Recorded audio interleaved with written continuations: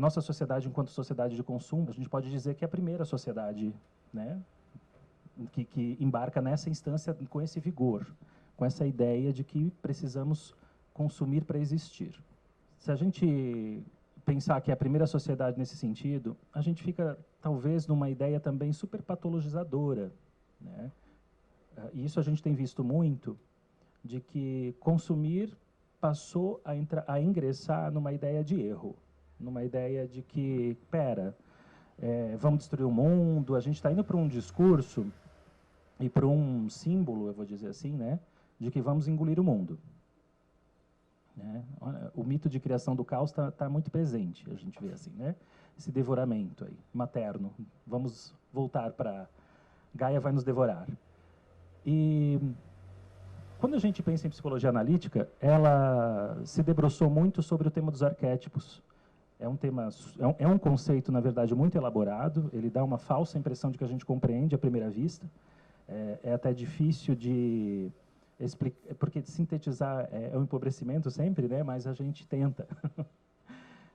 Eu diria que a imagem, então, habita em nós, né? A possibilidade de produção de imagens similares habitam em nós, né? E essa possibilidade é que seria, então, a propulsão inconsciente.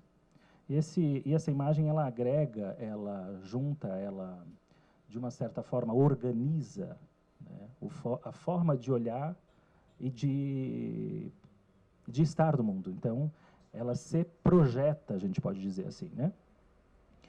E qual seria, então, nesses mecanismos, será que essa atualização que a gente vem vendo na sociedade, do passado para a atualidade, né? O homem muda tanto assim? Será que essa postura do consumo realmente é uma coisa tão nova, uma revolução ou uma inovação? Essas questões, é importante, eu acho, a gente tentar olhar o que o Gustavo Barcelos, por exemplo, que é da psicologia arquetípica, que é um aprofundamento aí, Lacan está para a psicanálise, assim como Hillman está para a psicologia analítica, né? E o Gustavo Barcelos é um ótimo leitor de Hillman. Ele enfatiza muito, né, que onde é que foram parar os deuses? Ele coloca dessa forma, e quando ele fala nesse viés, obviamente a gente está pensando deuses como metáfora, né, uma metáfora de comportamento, metáfora do existir, metáforas de engrenagens psíquicas, vou dizer assim, para uma forma mais didática de a gente colocar a coisa, né?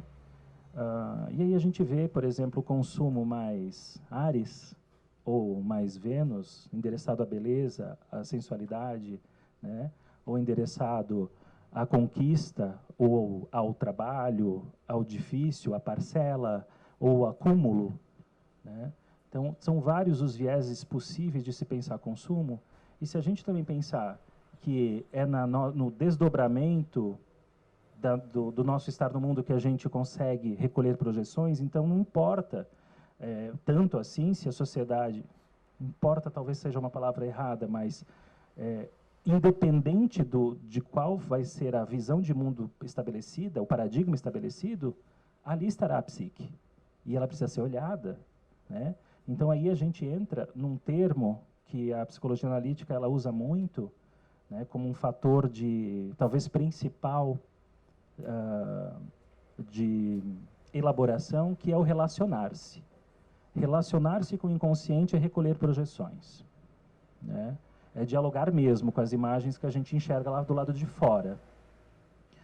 E me enxergando numa sociedade de consumo, eu preciso saber até que ponto o consumo está endereçado numa ideia de satisfação ou numa ideia de exagero ou de compulsão, né?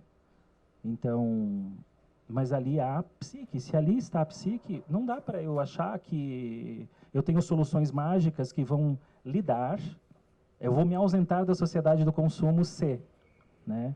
Se agora eu praticar um belo trabalho de reciclagem, se eu praticar um monte de posturas que a gente, claro, são inovadoras, tem a sua utilidade, não é nisso que eu me refiro, mas apesar de ser um movimento supostamente contra a cultura, ele assim mesmo está endereçado, né, na Velatão Shao atual, ou seja, na visão de mundo atual.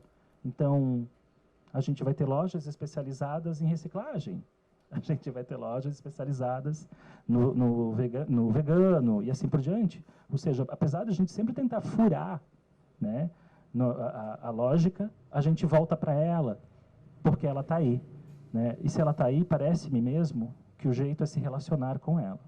Aí a gente pode chegar numa resposta, sim, criativa, por isso o livre-arbítrio entra, quando eu recolho uma projeção e há uma elaboração, porque eu posso realmente inaugurar uma resposta minha, não uma resposta dada, né? E por isso que assim, né, um dos termos que a gente usa na psicologia analítica, que é o processo de individuação, né? Individuação não é individualismo, que diga-se com precisão, né? Individuação é tornar-se você mesmo, e você mesmo só pode se tornar se você não ser uma repetição de uma questão posta do mundo e respondida coletivamente, né? A gente só pode ser a gente mesmo se a gente, de fato, conseguir exercer livre-arbítrio. E, para isso, é necessário a relação com o inconsciente. Então, relação e eu mesmo, né? Ou seja, eu conseguir me colocar no mundo, são palavras-chave, eu diria assim, né? E, claro, que quando a gente fala esse eu, a gente não está falando num panorama tão egóico, assim, tão narcísico, né? Também narcísico, mas não um narciso doente, né? Que acho que é uma outra marca, talvez, da psicologia analítica, é o olhar não tão patologizador, assim, né? Ele faz um exercício de olhar a psicologia fora do consultório, né? É um exercício o tempo todo de entender como essas coisas estão postas, como o ser humano funciona, enfim, né? E desse modo, eu acho que a gente sai um pouco também da ideia de encontrar CIDs o tempo todo, né? Eu quero tocar ainda em outro ponto, que se a gente pensar que a nossa sociedade judaico-cristã, e essa sociedade ela vem de aí, né, alguns 2000 anos, vem se estabelecendo uma postura bastante masculino-espiritual, da negação da matéria, né, da negação do corpo, portanto, todos esses elementos foram parar aonde, né? Quando existe lata do lixo psíquica? Parece que não, né? Então, lá foi habitar, né, esse campo negligenciado, esse campo sombrio, foi habitar a matéria, né? Então, lá está o feminino na matéria, né? Lá está o mal na matéria, né? Então, o sexo na matéria, né? Está todos lá no campo sombrio, por muito tempo. Ah, não, mas eu sou budista, mas eu sou... Pois é, eu acho que todo mundo pode ser o que quiser, pode se esforçar bastante, mas nascemos num mundo que está posto, né, a nós. E se ele está posto, as engrenagens, todos os resultados de construtos desses anos todos estão ali, né? E a gente estão tão ali, estão tão naturalizados em nós, que nós não sabemos quando é que ele começa e quando é que ele termina, né? Esse é o nosso esforço. E aí vem, num dado momento histórico, né, os alquimistas encontrar, olha só, né, os deuses, ou o elixir da longa vida, ou a prima matéria, ou o ouro da verdade, né, justamente aonde que eles foram investigar? Na matéria. Né? E aí a gente vê as lâminas alquímicas cheias de deuses e deusas, né, o aspecto feminino sendo resgatado, né, tem um monte de símbolos aí abundantes para a gente falar disso, né? Mas onde é que eu quero chegar com isso? Quero chegar no seguinte movimento compensatório da psique.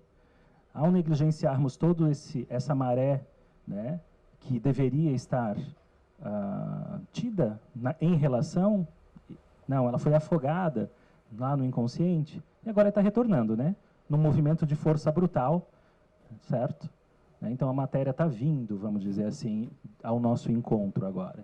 E agora a gente precisa saber como é que a gente vai responder frente a isso. Se a gente vai negar mais uma vez a oportunidade de dar lugar à alma do mundo, né?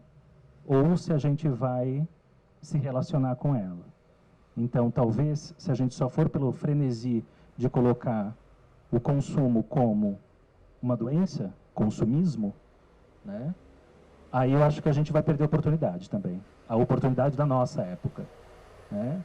Porque coletivamente não vai haver uma luz que vai baixar no planeta Terra e, de repente, todos os seres humanos vão parar de serem consumistas, a gente vai inaugurar uma nova vida, né?